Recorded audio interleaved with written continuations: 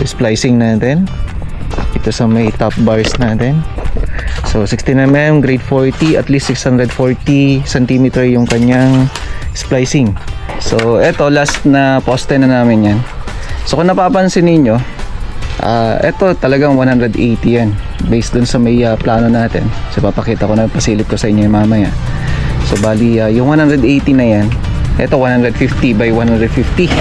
Make sure na malinis, maayos, kagaya na ito. Ito sabi ko, nakita ko nga kanina, papatanggal ko pa ho yan kasi hindi natin nahayaan na mapopormahan yan na ganyan na siya. Pagdating naman sa mga beams natin, ito ginagamit natin siya sa stirrups kumbaga, no? So may mga bilang, depende yan sa scaling talaga kung ano yung naka-indicate sa plano natin. Pagdating sa mga biga, nilalagay natin magkabilaan.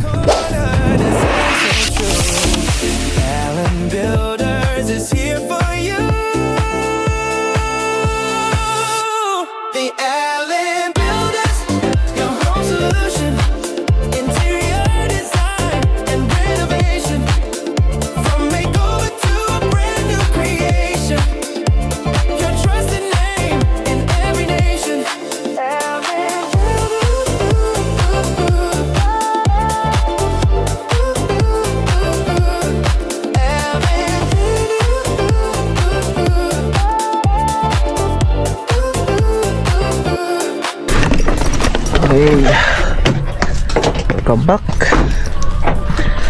Tayo ngayon sa proyekto. Morning, boss. Yeah, ay, may haran, balilan. Yan na, si Ronnie the Great. Ayan, so nasa grade beam na nga kami. Eto na. Yan. So, itong grade beam natin, syempre, konektado lahat yan. So, ito na yung pedestal na. So, ito na lang. Ano lang ako ate yan? Ano lang abutan? Last ato yan na. Yan. So, ito, binuhusan nyo nung Picalmansa? Yan. So, ito yung binuhusan kahapon. Yan. So, ito pala, proyekto natin dito sa Santiago. Yan. So, yung gamit namin dito na bakal, sa vertical natin 9 meters po yan. So wala na splicing yan. So titingnan natin to. Yan, nakuha na yung level, no? Ito. So may diagonal pa tayo dyan. Grabe, no? Kakalapit. So naka-hook ng 180 135, sorry. Iba na naisip ko eh. Ayan, so ito yung pinapalatag ko lagi, nasa ibabaw lagi. So chinecheck ko lang naman dati dito mga splicing, lalo na kung may continuity. Ayan, so splicing natin ito sa may top bars natin. So 16mm, grade 40, at least 640 cm yung kanyang splicing. So dito sa may compression natin, okay dyan sa may part na yan, at least hindi dito sa may parte na to yung dugtungan. So dito continuous naman na to, wala na mga splicing dito.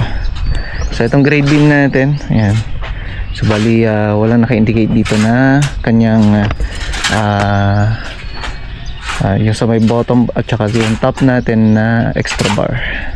So naging question din yan sa isa sa mga videos natin dun sa Solano project natin. Saan bakit daw wala daw extra bar. So yung extra bar natin nasa sa second floor at saka sa roof beam. So yan po, ito na grade beam po ito. Okay, so ibang mga worker natin nauwi sila, hanggang ngayon hindi pa nabalik. Naimaran dan sawat dan. Nagbiro-biro da asawa dan. Ayan, so ito naman yung mga C1 natin. Yan. So yung pwesto ng mga parilya natin, nakita nyo sa mga first videos natin. So sa ngayon, ayan, nag-grade beam na eh. Okay. So ito, mas maluwang to compare dun sa proyekto natin dun sa, or mas maraming cost ito compare natin dun sa salong project natin sa Solano. And ito naman, mas malalaki pa yung footing nito kasi ito may mga combine footing to. Bagay, magkakaibang mga analysis, magkakaibang mga pagkakagawa. So, syempre may similarities naman sa ibang mga parte ng paggagawa naman natin. Okay, so eto last na poste na namin yan. So kung napapansin ninyo, eto talagang 180 yan based dun sa may plano natin. So papakita ko na, pasilip ko sa inyo yung mamaya. So bali yung 180 na yan, eto 150 by 150 yung luwang nung footing natin. So yung parilya natin, ayun o, sa may part na yan, yun yung parilya natin, 16mm syempre. So 2-story building na bahay ng kliyente natin kay Mr. and Mrs. Tabag. Thank you so much po. So eto na yung last na footing natin, and then based din sa may footing natin na yan, tataas tayo ng 180, and then yung pedestal natin, eto na, dito na sa may nasa may natural grade na floor natin o itong lupa, no? So yan po yung sinusukat natin o kaya sinusunod natin, and then tataas tayo niyan. Ito naman mababa based dito sa may pinaka highway nya. So kailangan naka-elevate to at least. Sa bagay ito naka-program talaga naka-elevate to ng at least nasa 60 cm. So ibig sabihin tataas pa kami niyan. Kaya po meron kaming tinatawag na mga grade beam. So etong grade beam natin na to, yan yung pinasilip ko na rin sa inyo kanina. Bali syempre konektado sa lahat po ng mga poste natin. So may mga portion na wall footing na lang kung saan dun sa may mga CRs, sa mga rooms, pero eventually ito merong mga continuity yan. Yan. So papansin nyo yan. Yan. So dapat yan iskwalado talaga, no? So importante nakalibel, iskwalado, para hindi yung lilihis-lihis, no? So isa-isa sa mga chine-check namin yan. Kaya nga pagka nagle-layout pa lang ho tayo, mula dun sa may pinaka layout pa lang, inaayos na ho namin yan para walang nako-compromise na mga poste natin. So ito naka combined footing to, combined footing yan, no? So yung mga malalapit na yan, so 2-story. Wala na kasi yung perspective na sa labas, pero mapapanood nyo yan sa mga first videos natin. Okay, so tingnan natin itong mga portion ng mga splicing na kung saan yan na po yung chinek ko kanina. So isa sa mga masasabi ko lang pagdating sa mga ganito or may sasuggest ko, make sure na malinis, maayos. Kagaya na ito sabi ko, nakita ko nga kanina, papatanggal ko pa ho yan kasi hindi natin hayaan na mapopormahan yan na ganyan na siya. So itong diagonal na to, yan po yung nakakapit sa apat na main bar natin, vertical. So 1, 2, etong ties, tinatawag nating ties, no? Para malinaw para sa karamihan, kasi marami nagsasabi stirrups, pag naggawa sila ng anilyo, stirrups, no? So marami kasi nagsasabi wala naman sa plano ang naka-indicate, pero nandun sa may nasa may plano talaga yan. So actually itong ties natin ginagamit natin vertically or lateral ties na tinatawag pagdating sa mga columns natin, and pagdating naman sa mga beams natin, ito ginagamit natin siya sa stirrups kumbaga, no? So may mga bilang, depende yan sa scaling talaga kung ano yung naka-indicate sa plano natin, which is usually ang ginagamit natin sa ties at saka sa mga stirrups natin 10mm. Ayan. So naka-hook yan ng 135 degrees. Ito siya, no? So pagdating sa mga biga, nilalagay natin magkabilaan. So hindi siya yung alternate lang na umiikot na ganon. So yan po yung nilagay natin. Ayan, magkabilaan na hook. So kunwari dito sa may biga natin, dito sa may grade beam natin, ang distribution natin dito 1, 2, 3, 4, 5 na 5 cm, and 1, 2, 3, 4, 5 na 10 cm, and the rest is 20 cm na. So dito naman sa columns naman natin, so based dito sa may nakalagay na dito 1, 2, 3, 4, 5 na 5 cm, and 1, 2, 3, 4, 5, 6, 7, 8, 9, 10 na 10 cm and the rest is 15 cm na, no? So ang kagandahan dito sa mga columns natin, wala na splicing yan kasi diretso na yan, kasi sabi ko nga kanina ay naka diretso na ho yan ng 9 meters. So mula dun sa footing natin na 180 centimeter, so ayan, may naka-excess pa dito na syempre nasa 720 centimeter. So ibig sabihin mula dun sa taas niya, kung tataas pa tayo ng 60 centimeter, so mayroon pa tayong 660 na centimeter para dun sa taas niya.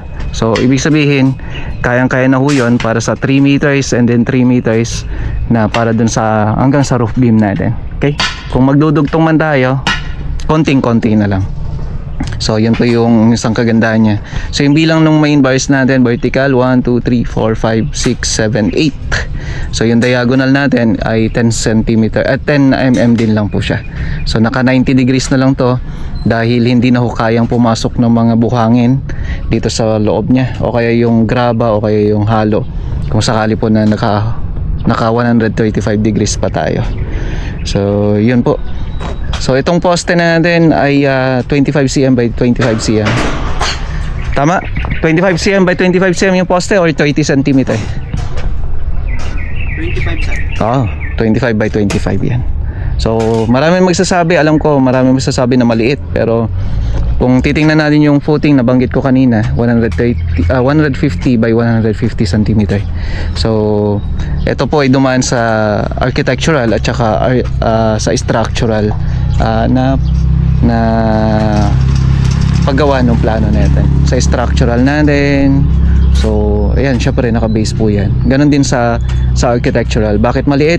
So ayan ay nasa architectural na ho yan.